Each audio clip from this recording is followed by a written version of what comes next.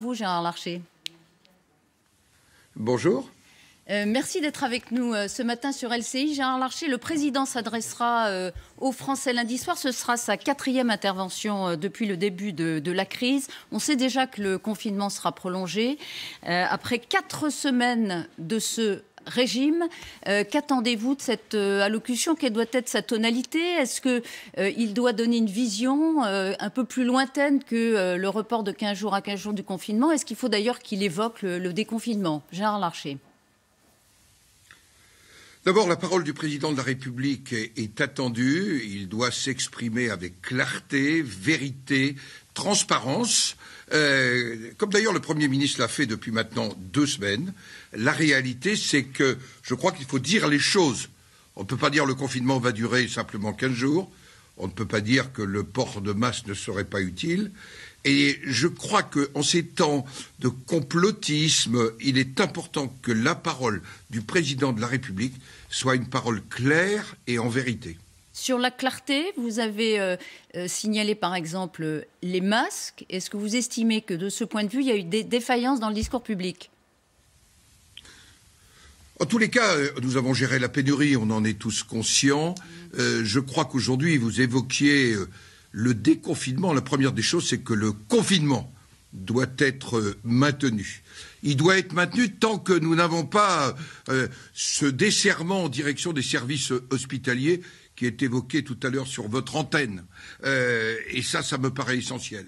Il n'y aura pas de déconfinement sans une connaissance épidémiologique globale, sans la réalité des tests, que ce soit les tests, la sérologie, la disponibilité des masques. Voilà des sujets.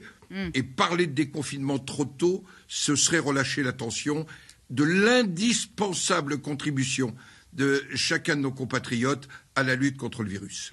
En quelques mots, est-ce que vous pouvez préciser votre pensée? Vous venez de dire au tout début, j'attends qu'il aille au-delà d'un prolongement de 15 jours en 15 jours du déconfinement. Vous souhaitez qu'il donne des perspectives un peu plus lointaines? Ces perspectives, c'est naturellement le comité scientifique qui pourra les tracer. Et je n'exige rien parce que, j'allais dire, il appartient au comité scientifique, aux épidémiologistes, de nous dire la meilleure voie de sortie.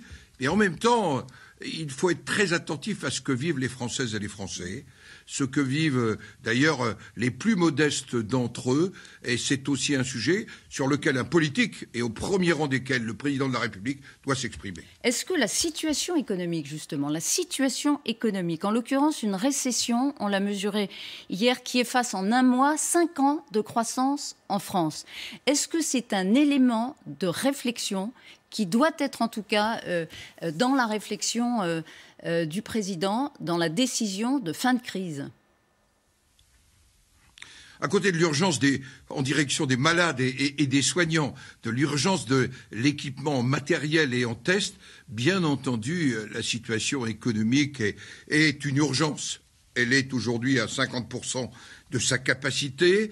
Nous allons sans doute la semaine prochaine débattre au Parlement d'un nouveau projet de loi de finances rectificatif, car nous voyons bien que tout ce qui avait été imaginé il y a maintenant 15 jours est en train de voler en éclats face à la réalité d'un confinement qui va durer et d'une activité économique qui, pas simplement en France, mais dans toute l'Europe et dans le monde, est aujourd'hui, j'allais dire, à demi paralysée.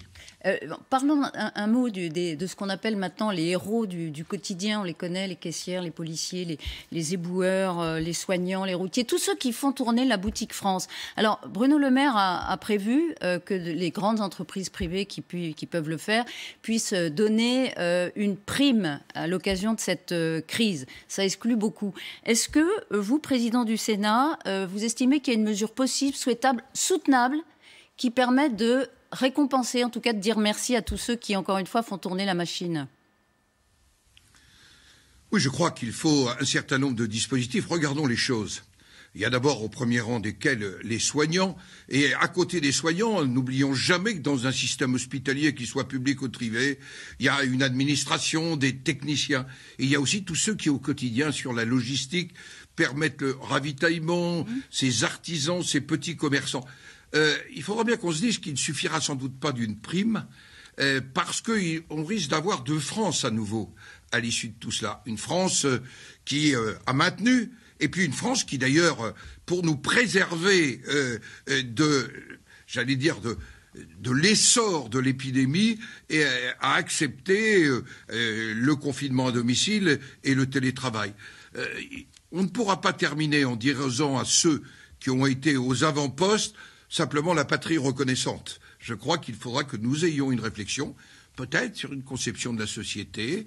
Ça ne se traduit pas simplement par des grilles salariales, mais il y a aussi des choses extrêmement concrètes à réfléchir et à apporter. Je crois que le Parlement ne sera pas de trop. Dans le cadre d'un dialogue social ouvert, dans une réalité économique qui va nous appeler sans aucun doute à des efforts, à travailler plus, à dépenser mieux, d'apporter un certain nombre de réponses. Travailler plus, dépenser mieux. Deux questions précises, tiens, des réactions. La CGT, elle, Philippe Martinez, il va plus vite que vous ne le souhaitez dans la réflexion. Il a écrit à Emmanuel Macron pour exiger un relèvement immédiat du SMIC et de tous les salaires. Est-ce que c'est de la justice sociale? Autre proposition, cet économiste hier dans Le Monde, dont Thomas Piketty, qui dit pour relever la France, il faut relever les impôts des grandes multinationales et des Français les plus riches. Il demande d'ailleurs au Parlement de s'en saisir. Sur ces deux propositions, est-ce que vous en retenez? Une, deux, aucune? D'abord, sur les propos, et vous connaissez la qualité de mes relations avec les partenaires sociaux, je trouve qu'un certain nombre d'attitudes, notamment de la CGT de M. Martinez, sont déplacées en ces moments. Je pense à l'appel à la grève. Et je dois dire que nous devons réfléchir, dialoguer autour du sujet que j'ai évoqué, que ça ne peut pas être simplement la patrie reconnaissante. Quant à l'augmentation de la fiscalité, nous sommes déjà un pays parmi les plus fiscalisés, peut-être le plus fiscalisé de l'Union européenne. Il faut se méfier de ces remèdes qui pourraient paralyser l'économie. Je ne dis pas qu'il n'y a pas d'effort de solidarité à faire. Je dis que méfions-nous de solutions qui seraient pires que le remède dont nous avons besoin. Mais par parenthèse... Ça, c'est pour M. Piketty. Oui, pardon. M. Piketty, voilà pour lui. Oui. Les discours sur la rigueur budgétaire que M. Piketty, entre autres, fustigeait, mais qui étaient ceux de la droite, paraissent décalés aujourd'hui. Et en tout cas, ils n'ont pas préparé le pays à affronter ce type de situation. Est-ce que, sur quelques fondamentaux de vos convictions, il y aura des révisions à faire? Écoutez, sur le fond, en fait, vous évoquez ce que va être le temps d'après-crise. Le premier élément de ce temps d'après-crise, ça va être d'abord cette révolution de notre système de santé que le président de la République évoquait à Mulhouse.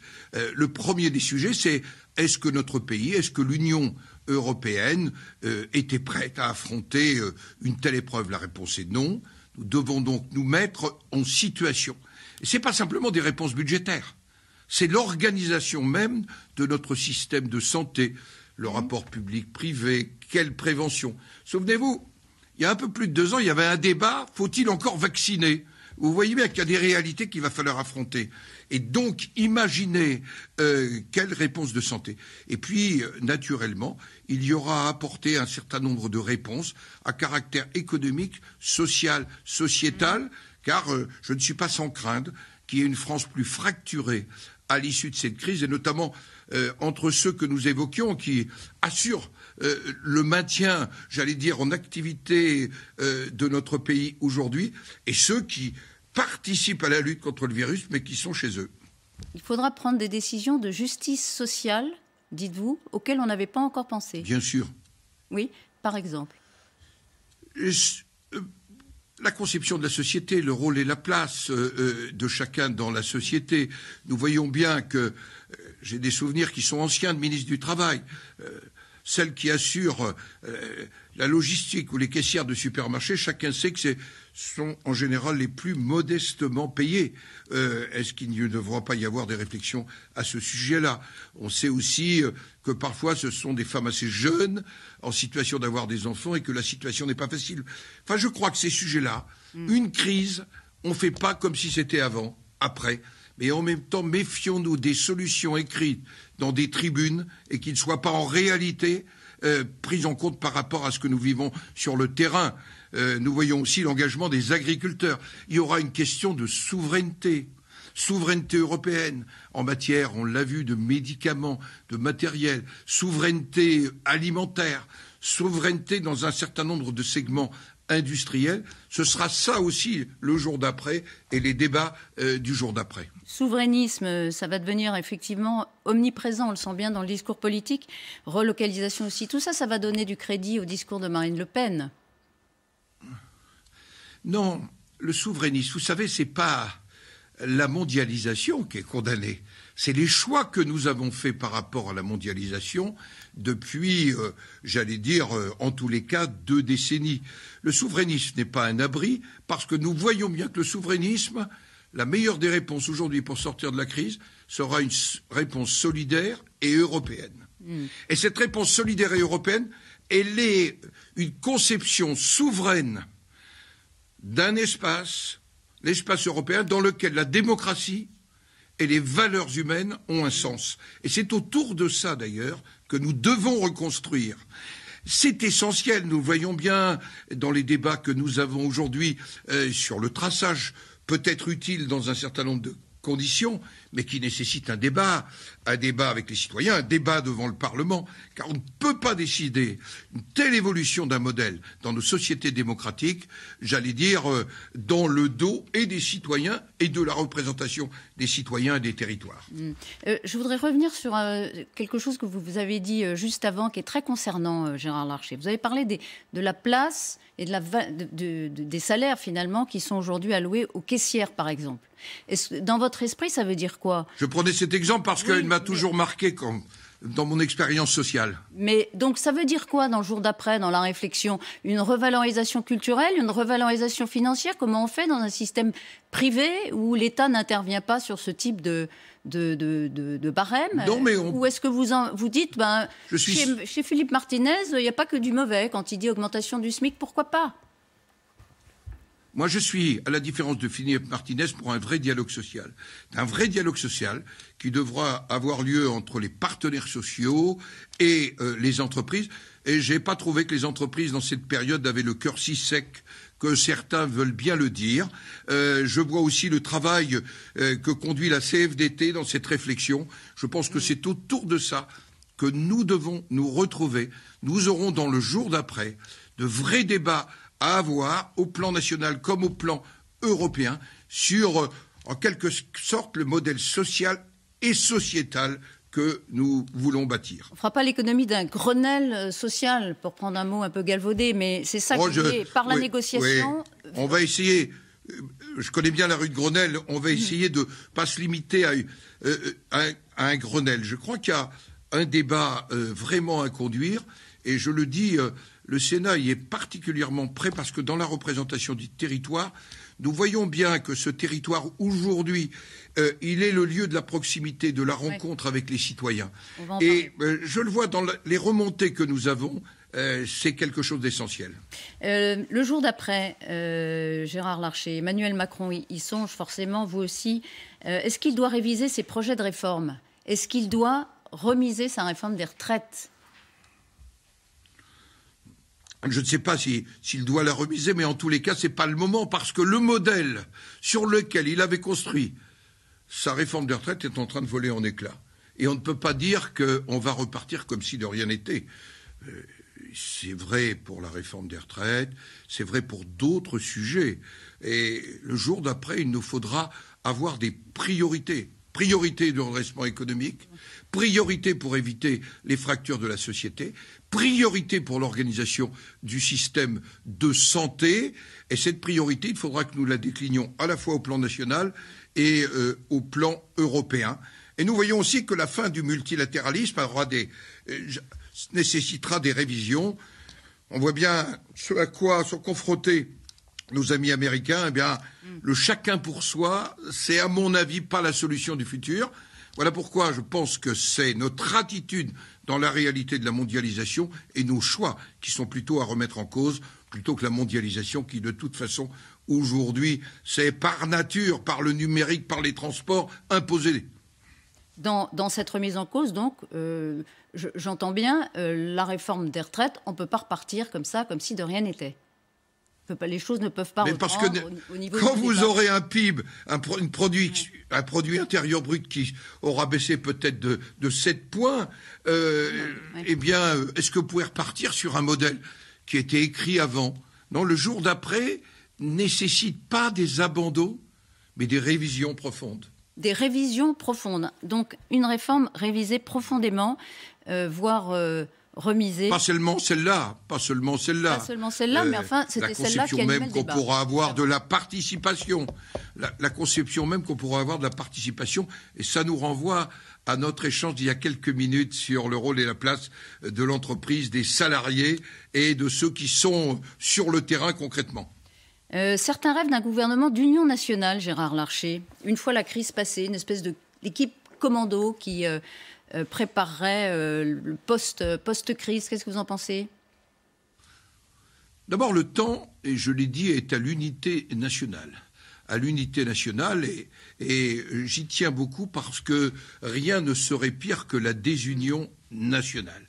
Les responsables politiques doivent assumer ce qui est le mot responsable, leur responsabilité, et nous devons être aux côtés de l'exécutif. Ça ne veut pas dire qu'on ne doit pas poser de questions. Voilà pourquoi le Parlement continue et renforce même ses contrôles, ses questionnements. L'Union nationale, c'est autre chose. C'est un projet politique qui est décliné, qui est le fruit d'un travail et qui doit aussi reposer sur une légitimité démocratique. Méfions-nous de principes d'union temporaire qui ne nous ouvriraient qu'à des alternatives à caractère populiste. Vous savez combien ça me préoccupe. Unité nationale, oui. Union nationale, non. Quelques questions encore, pardon. Pas non. Je dis unité nationale, c'est la priorité du moment. Est-ce que vous êtes favorable, Gérard Larcher, à un report du second tour des élections municipales au mois d'octobre? Tout est écrit dans la loi que nous avons adoptée le 23 mars. Eh bien, le 23 mai, il y aura un rapport, notamment du comité scientifique fait au gouvernement, et le gouvernement décidera s'il fixe les élections d'ici la fin juin. Quelle est votre conviction, ne devait pas, si le Premier ministre vous demandait... J'ai pas de conviction. Oh, ça, c'est sûr. D'abord, je voudrais avoir le rapport du comité scientifique avant de... Ça a toujours été un questionnement que nous avons posé. Si le gouvernement, l'exécutif, considérait qu'il ne peut pas prendre le décret de convocation des électeurs pour le deuxième tour, je rappelle que ça concerne 4 922 communes, que plus de 30 000 communes ont déjà leurs conseils municipaux. Eh bien, nécessairement, il devrait y avoir un débat au Parlement suivi du vote d'une loi pour fixer les nouvelles conditions des élections municipales dans ces plus de 4 900 communes. Mais vous aviez plaidé, on s'en souvient, pour un maintien du premier tour. Il a eu lieu. Est-ce que si le second tour était reporté, alors posons l'hypothèse sur la table, était reporté à l'automne prochain, est-ce qu'il faudrait annuler les résultats du premier tour? C'est dans le texte. Aujourd'hui, il a été considéré, avec l'avis du Conseil d'État, que si ça devait être octobre, par exemple, la sincérité du scrutin pourrait être atteinte si on maintenait les résultats du premier tour. Mais nous aurons un débat si le gouvernement décidait de ne pas convoquer les élections municipales pour le mois de juin. Et le débat, ce sera un moment d'échange et je n'en doute pas un moment où nous rechercherons des convergences comme nous l'avons fait le 20 mars. Vous avez des nouvelles du président de l'Association des maires de France, François Baroin? Oui, très récente, puisqu'hier soir, nous avons fait un point notamment sur les attentes des élus qui s'expriment auprès de l'AMF, parce que, vous savez, les maires, ils sont dans la proximité. C'est eux aujourd'hui qui sont à la rencontre des personnes âgées, isolées. C'est ceux qui sont au contact des EHPAD avec les conseils départementaux, les régions, elles, ayant plutôt le volet économique. Et les maires sont porteurs de questions, d'interrogations. Et je pense notamment à ceux qui voient leur mandat prolongé, ou ceux qui, élus, n'ont pas pu être mis en place. Nous avons mis en place au Sénat une plateforme d'accueil de ces élus, et nous faisions le point hier soir avec François Baroin. Sur les questionnements des élus. Et oui. Si en tout cas il veut prendre prendre la parole. Il est le bienvenu sur LCI parce que c'est vrai que les maires ont pris... En tous les cas, il a pris la parole avec moi. C'est déjà ça, qui viennent chez nous. Cela dit, c'est vrai qu'il y a des maires qui prennent des initiatives. Je ne sais pas s'ils s'arrogent des prérogatives. Est-ce que d'ailleurs, ce ne serait pas à l'État de le faire? Qu'est-ce que vous en pensez? Ils interdisent les masques. Pardon, au contraire, ils obligent leurs administrés à porter des masques. Ils fournissent. J'avais compris. Vous avez compris, merci. Ils interdisent de faire du jogging. En revanche, ils dévissent des bancs. Bon, est-ce que c'est parce que l'État est défaillant qu'il le fait? Est-ce qu'ils sont dans une surenchère de communication? Est-ce qu'au contraire, ils prennent leurs responsabilités? Qu'est-ce que vous dites? Ils sont totalement dans la proximité, ils prennent leurs responsabilités. Ce sont parmi les premiers à nous avoir alertés sur la situation des EHPAD. Ce sont ceux qui sont avec la vie des gens. Ce sont eux qui sentent les tentations du déconfinement anticipé. Et quand ils prennent un certain nombre de décisions, c'est qu'ils collent à la réalité du terrain. Voilà pourquoi le couple préfet de département, élus territoriaux est si important. Il est vrai que je comprends ces élus territoriaux qui ont été choqués quand il y a eu des réquisitions, notamment de masques. Les élus ont fait preuve d'imagination, d'agilité. Il y avait aussi des réalités à traiter dans le Grand Est. Et Jean Rotner, le président de la région, appelait au secours. Alors on est toujours tiraillé entre l'incroyable engagement des soignants et des réalités que nous vivons sur le terrain, et notamment la situation des EHPAD, de l'aide sociale à l'enfance, des handicapés, tout ça, c'est le vécu de proximité des élus municipaux. Gérard Larcher, d'un mot, dans cette crise, il y a des responsables qui disent il n'y a qu'à Faucon, et puis il y a autre chose qui émerge, c'est une forme d'humilité dans le discours. On ne sait pas si ça ira au-delà de la crise, mais enfin, voilà. Est-ce que vous, depuis le début de la crise, vous admetteriez que sur un sujet, vous vous êtes trompé? Bien sûr, je crois que personne n'avait mesuré l'importance de la crise. Vous savez, j'ai même vu un professeur que je respecte beaucoup, qui est un grand savant, le professeur Raoult, avoir écrit début février que ce serait une petite épidémie. Je crois que personne n'avait mesuré cette importance. Non, début février. Et je dois dire qu'il ne servirait à rien de dire « moi j'ai eu raison ». Le sujet, c'est aussi, face à la maladie, et peut-être mes origines de biologiste amènent à l'humilité. Mais l'humilité, c'est pas l'absence de décision, c'est pas l'absence de volonté. Voilà pourquoi, comme président du Sénat, dans chacune des communes, je soutiens tous ceux qui disent pas de déconfinement, le confinement d'abord. Merci beaucoup, Gérard Larcher, d'avoir été ce matin sur Merci, Elisabeth LCI. Martichoux. J'espère un jour avoir le bonheur de vous revoir en direct. Mais bien sûr, ça manque, un jour, voilà. Ce sera terminé de toute façon, mais la question, c'est quand. À très vite. Au revoir, Gérard Larcher.